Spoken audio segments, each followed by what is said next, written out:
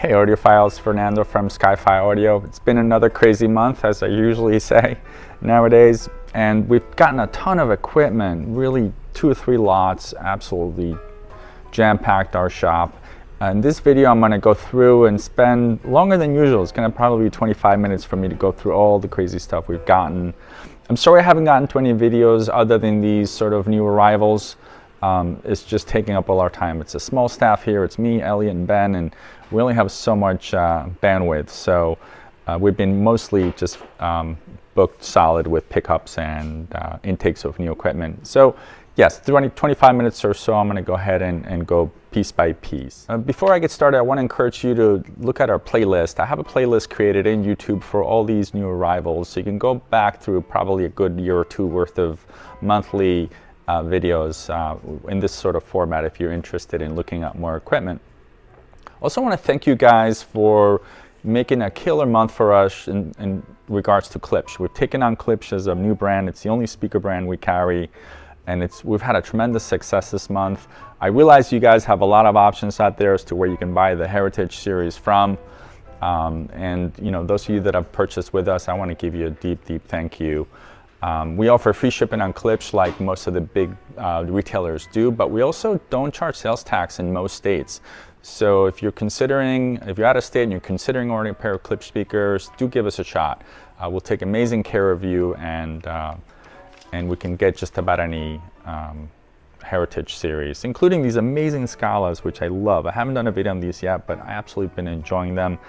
I recently hooked them up to these SET amplifiers, Quicksilvers. These are special edition that we've got here, and I've gotten some great results. Right now they're on bay number 1. We're long-term testing this 2152 that belongs to a client of ours. We've done some repair work on it, so it's sitting here kind of just chilling, playing some light jazz while we do this video. So I'm going to jump right in. First thing that arrived, we bought this really high-end system, and it was a cool setup. It consisted of these crazy Wilsons here. These are Maxes. Alex. These are Wilson Alex speakers, about 1 generation old, late 2018 or so. It was powered by these amazing Moon monoblock amplifiers. These are 880Ms. These are their highest of the line for Moon audio, so these monoblocks. And then this HRS rack with this beautiful dCS stack. It's I think Vivaldi, the latest version of a streamer and an upsampler, or a DAC and an upsampler streamer. So those are the so that's the amp, that's the DAC, and for preamp it was this Audio Research Reference 6. Super cool. We've sold a ton of these over the last few years. Love this Reference 6 from Audio Research. It's got the acrylic top and acrylic bottom, which we haven't seen before. So we'll feature this probably on by Friday. And then it was all tied together with this crazy assortment of Nordost cables, all power cables, Valhalla series power cables, Valhalla series XLR cables, and digital cable or 2, plus the Valhalla 2 speaker cables in mono configuration, so they're fairly short. If you are looking to just take one big jump upstream on your system and you want a full set of cables, give me a call, because I can probably accommodate just about every setup with this one lot in one swoop. Okay, then in bay 1, nothing else here new. Yeah, not much else there. I'm going to go ahead and walk around the shop and show you some more stuff. This VPI came in from a client of ours. This is a consignment piece. It's a Prime 21 with a long tone arm. Don't know, but it looks to be at least 12 inches. In beautiful shape. Then moving on to bay 2, I mentioned the Wilson Alex speakers, which we're just about getting going right now. We're going to run them with this Macintosh hybrid integrated amp that arrived from a good client, the MA352. This is a current model, in-store only. Give us a holler if you're looking for one of these. They're super hard to find nowadays. All right, in bay 2, circling around. Not much else. I'm not sure if I've covered this turntable in the last video. This is a Fikert Woodpecker. I haven't put an arm on this yet, but I'm gonna probably do an SME of some sort. Look at this beautiful finish on it. Never had a Fiker before, so I'm super excited to set this up and see how well it works. Just below it is a Macintosh C22. This is a full in-house restoration we just completed. Ben just finished this up about a week or two ago, and this just went on our website, and we can supply this with a matching cabinet. And then stepping back, check out these JBLs. So these aren't super high fidelity, but I just couldn't resist. Look how cool these are. They're called the L100Ts. Hadn't seen this model before, and the condition is just spectacular. I don't know if you've been an audiophile for a while, these sort of speakers from this era, by the time they get to us, they're usually really beat up. But look at the finish on these, and this walnut. They're absolute minty. We just sent the woofers out to our friends at Miller Sound to get redone, and they came back looking probably better than new. He said he did a cosmetic restoration on them as well, and wow, kudos to Bill. This is probably one of the nicest restorations on woofers we've seen, and thank you for taking great care of us, as you always do. All right, circling this way, this is a personal favorite of mine. I've got one of these personally as well, a Nagra 4 SJ recorder. On this one, I've upgraded with these 10.5-inch reel adapters. It's not the actual Nagra kit, but it's an aftermarket kit that lets you, for a reasonable amount of money, put 10-inch reels on a Nagra machine. And then I've sourced these really high-end cables for the Nagra, which are super hard to find. So I'm very excited. So I've got cables for the record and the playback side. If you haven't experienced a Nagra machine, it is absolute beauty and wonder. They're built like Swiss watches and so much fun. This is a real nice alternative if you're looking, and you've got a little bit less space, and you're looking for something really well made. All right, circling about this way. I've missed a few things by the entrance, so I'm going to circle back to our intake rack. Tons of stuff here. Boy, this is going to be a long video. So I've got a YBA amplifier right here. It's a YBA3. It just went through it. It's working beautifully. We're about to photograph it. Got a pair of California Audio Labs Icon CD players. We were just talking about this yesterday. Boy, Icon or California Audio Labs must have just killed it in the 90s. We get so many of these players, and they're fairly reliable. More than other brands. We're able to put both of these back in the market after some light service. The difference between these, one of them is an HD CD capable. If you've got a few titles out there, there weren't that many, but if you've got HD CD, this is a great machine for you. If you don't care about that, the MK2 just below it. Slightly different in cosmetics, but both performing really well. Then over here, we've got a Bryston B100 SST integrated. For some reason, we just cannot keep integrated amps in stock. I bet you, if you go through our shop, we've got 600 pieces and probably only 3 or 4 integrated amps. Super popular these days, and they sell super quick. This one is B100 SST, and it does not have a phono or a DAC module installed, which you can get from Bryston. Going below, a brand close to my heart, Tandberg, especially 3000 series, also from the 1990s. Above is their best tuner, the 3001. Absolutely beautiful performer. This is in the top 5 list of best tuners ever made. And below it is a super rare preamp, the 3018A. This is also from my personal collection, which I'm thinning down. It's got the wood panels, even though they're not the perfect match. I was told by a viewer that the actual wood panels for the 3018 are a little bit, maybe a 1/4 inch taller, but these look beautiful on them. And the simplest layout of all the Tandberg 3000 series preamps, but if you look inside, you'd see that it is absolute work of art, beautifully made. Below it is a little brother to it, the 3002A from Tandberg. This has got a really nice headphone section and a really capable phono section as well. And this is not an expensive preamp. That's a great entry-level sort of vintage preamp with great reliability and a great match to the 3006 MOSFET amplifier just below it. Look how beautiful that stacks. And we also have wood panels that would actually join these two together, which is really cool. All right, moving down, a Fanfare FT1 tuner, a very good performer. I believe this one has, yep, I can feel in the back, this one has XLR outputs, which is rare for a tuner in that price range. Great performer, we get great stations here in New Jersey from it. Below is an Elite SACD player that does, I believe it does Blu-ray as well. Yeah, see, Elite DVD SACD, no Blu-ray. And then below the reference 6 that we talked about, moving to the left, a Sumiko flux buster. These sell really well. This is to demagnetize a cartridge. And then above it is something we hadn't seen before. It's a little 3-piece preamp, and we were doubtful it was going to sound any good when it came in, and we're really pleasantly surprised. It has an outboard tone control section. So the preamp is just below it here. Actually, the preamp is this piece here, balance, volume, and input selection, and below it is a really good sounding tone control system. It's absolutely lovely how much bass and treble you can introduce with it without getting harsh or overly boomy, in a 3-piece configuration with a separate power supply. Moving up here, we've got an Icon Audio HP8 headphone amplifier. Cool little unit, and I think that covers this rack.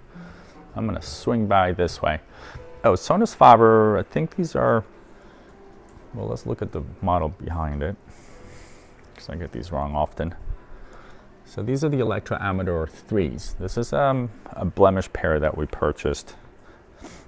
This is a very expensive speaker from Sonos Faber, near the top of the line from them, in a gorgeous walnut finish with leather in the front. And it has this tiny little imperfection here on the side that we've touched up a bit and got it a lot nicer. So this is going to be a great bargain for someone that's been looking for a set. Next to it, Pass XP20, a 2-piece preamp from Pass Labs, a great performer. And above it is a Brooklyn bridge. This is a DAC from Mytek. I believe this does phono as well and has a good headphone section. Okay, now I'm going to walk down. Well, I missed the reel-to-reels. Reeboks A700, reel-to-reel recorder. This one is capable of 3 1/4, 7.5, and 15 IPS. This will take some time because I'll have to restore it. And then below it is a TIAG A3300SX, good entry-level machine. This is something that's going to, after we're done with it, going to sell somewhere between 1,000 and 2,000. So a good entry-level piece if you're looking to get into reel-to-reels. All right, swinging back this way, we're absolutely stuffed with speakers back here. Notable and worth pointing out is these set of Klipsch La Scalas that are used. This is the latest version. I pointed a pair like this up before in Bay 1. This is my favorite Klipsch speaker so far. And they've got some blemishes in them. They weren't taken great care of cosmetically. Functionally, they are perfect. We're going to touch them up, get them looking pretty, and someone's going to get a good deal from this. So if you're looking for a pair of La Scalas and you cannot afford a $13,000 price tag on a set of new ones, give us a holler and we'll put you on the list for these. I think that covers all the speakers here. A few Macintosh cabinets. Let's see, a Macintosh MCD301 CD player. This is capable of SACD as well. Haven't gone through it, but these are fairly reliable. I bet you this will be in the market by next Friday for us. Swinging around to the bench, look at this craziness. There's got to be 20, 25 pieces here. I'm going to go right into it, one by one. If you are new to the channel, you'll probably don't know yet. We have an email blast that we do every Friday, and we follow up with a slight variation on Tuesdays of all the stuff that arrived that week. So if you go to our website, skyfiaudio.com, and you go to the bottom, you'll see a subscribe link where you can pop your email address. We promise not to give away your email address, and we promise not to send you more than a Tuesday and a Friday blast with all the cool things that arrive. That way you kind of know ahead of time. You don't have to wait for these videos. These come out only once a month, maybe twice if we're super busy, but if you sign up for our mailing list, you'll see stuff come in on a weekly basis. And it's got a lot of really good content on it. You know, feature system of the week. We usually pop a video link is there as well. So there's a lot of great content to be seen as well. So starting here from the top piece is a Macintosh MR77 FM tuner. This is a solid state piece. Ben is a master at getting tuners working beautifully, so it'll go through our service department before it goes to market. Below it is a 2120 amplifier, solid state, 1980s likely. This is a slight variation of another amplifier, but without the meters. So if you don't care about the blue meters, this is a great bargain. Swinging to the right, and sorry for the glare, Macintosh stuff is really hard to photograph.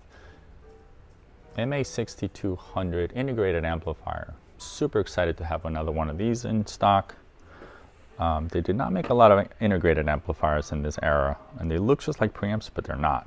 So our 6200 that we had just sold recently, so we're glad to see another one. It's a little rough cosmetically, but we'll get this looking beautifully.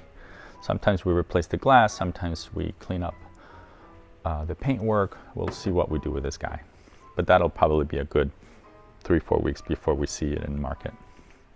To the right of it is something we hadn't seen before. It's a C39 AV control center. And we were discussing yesterday about its naming convention. It uses the C designation, so C39, so typically used for preamplifiers. But it's also processors, so it does have some video processing. It would expect it to be maybe an MX, but we're not quite sure. We're going to ask our friends at Macintosh to see why the deviation from a typical naming convention. And I bet you someone watching knows, so if you want to leave it down in the comments, I'd love to hear from you as to how the MX versus the C designation worked in the world of Macintosh. And here's the brochure from it. All right, to the right is a PS Audio Premier Power Plant Regenerator.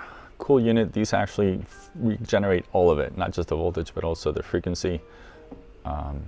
It's a cool piece and a matching PS Audio little duet power center, so you can kind of get a little further out from this unit and plug in your amplifiers. To the right is the MR78. This is Macintosh's best vintage tuner. We love, love, love this unit. And this one is in beautiful condition. Check out this paintwork. Not an issue on it. And really nice chrome on the sides, I can see. The glass looks maybe a little botched, but we can get this glass and we'll make this look beautiful as well. Next to it is a PS Audio phono preamplifier, GCPH, nice unit.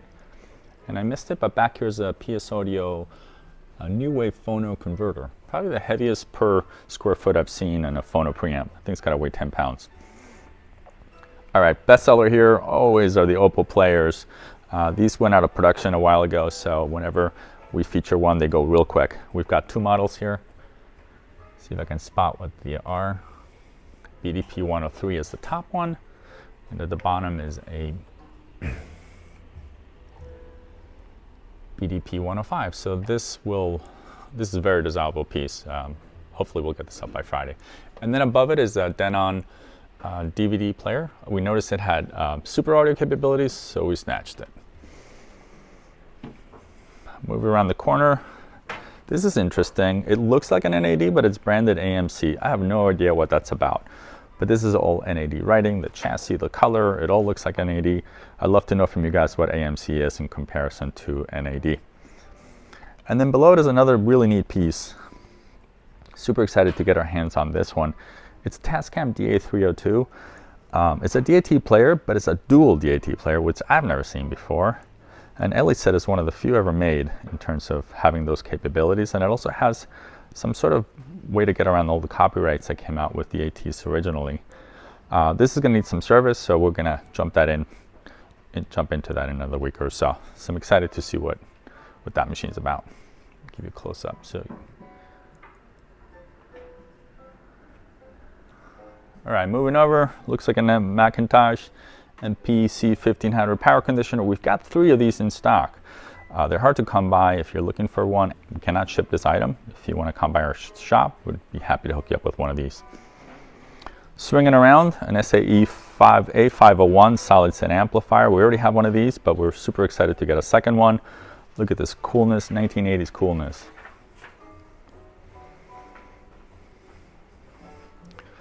All right, now these two pieces below, they go together. This is a Rotel RB1590 amplifier. This is probably, is it 5 or 7 channels you think, Elliot? This RB1590, how many channels do you think that is?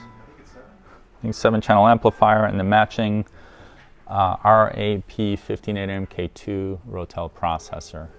Killer super high-end system from Rotel. These two would do well together.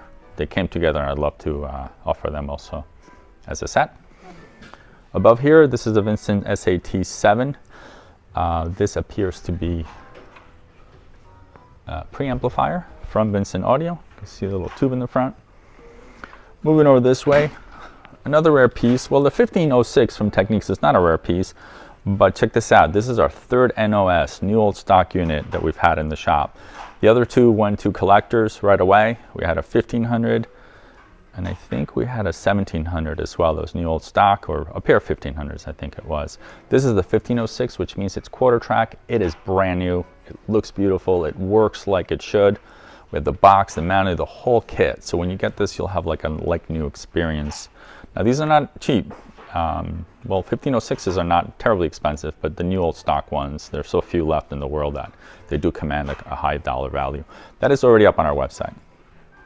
All right, this is another cool piece, the MA5100 preamp amp. So this is an integrated. We picked this up not long ago for a restoration. Again, we love integrateds and they're hard to stock. This one is interesting because it came from the WLAC music department. I think that's a school in LA. And they scribed it into the glass and onto the metal below it. Kind of kitschy, kind of cool. I'm not sure if I'm going to leave it or replace it. But it's such a cool thing. You know, this probably sat in a school for 30, 40, 50 years, powering a music room or a meeting hall or something. So it's kind of cool. It's got some good history, and I'm looking forward to seeing how it works. All right, moving to the right, this is another good seller here, the Riga RP. This is just the P3. Looks like it's got a Riga cartridge on it. I'll probably put a Sumiko in there because I get these singing really well with a Blue Point number 3. All right, moving up to the right, Mac 1900. This is a receiver. So receiver means it's got a preamp, amp, and a tuner in it. Looks like it's missing a button or two, but we are really good at restoring these and getting them working beautifully. All right, back there is a Basis turntable, Basis Audio Ovation. It looks like it can take an SME tone arm. It's all scratched up, but I'll get that acrylic looking beautifully before we go to market with it. Next to it is an amplifier from Macintosh, MC7270. This belongs to a friend of mine. We're going to sell that in consignment, but it needs to go through our service department first. All right, I think I missed this reel-to-reel here, which is a Pioneer RT707. Super cool reel-to-reel. Not able to do 10.5-inch reels, but it does the smaller reels, and it's a great performing unit and very, very reliable. Above it is a Nakamichi BX1. People have been asking for lower cost, sort of entry-level cassette decks that have been sorted. So we're going to try to find a couple for you. We do a bunch of Dragons and CR7s, but they're super expensive, and some people are like, listen, I just want to spend like $1,000. What can I get?